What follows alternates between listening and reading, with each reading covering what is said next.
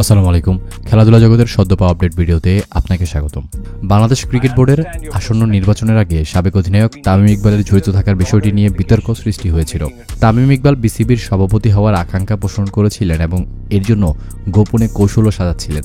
তার ক্রিকেট জ্ঞান নিঃসন্দেহে বাংলাদেশের জন্য একটি বড় সম্পদ হিসেবে বিবেচিত হয় এবং অনেকেই মনে করেন যে বিসিবি নির্বাচনের জন্য কেবল তার নামটাই যথেষ্ট ছিল।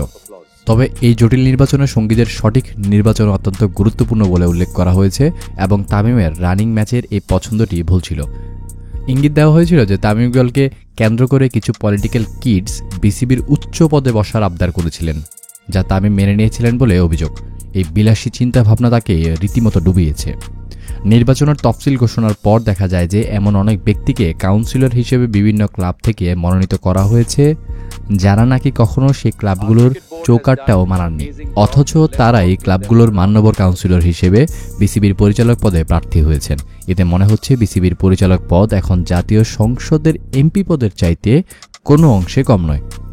নিজের প্যানেলে পলিটিক্যাল কিডসদের জায়গা দিতে গিয়ে তামিম দেখলেন যে এতদিন ধরে যে ক্লাব সংগঠকরা তাকে নির্বাচনে কাঁধে কাঁধ হাত রেখেছিলেন তাদেরই আর জায়গা হচ্ছে না।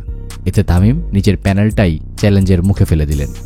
বিরোধীদের সঙ্গে পরিচালক পদের ভাগাভাগি সমঝোতা ভেস্তে যাওয়া এবং 15টি ক্লাবের ভোট ব্যাংক হারানো, এই একসঙ্গে উড়ে আসা এতগুলো বাউন্সার সামাল দিতে পারেনি তামিম ইকবাল খান।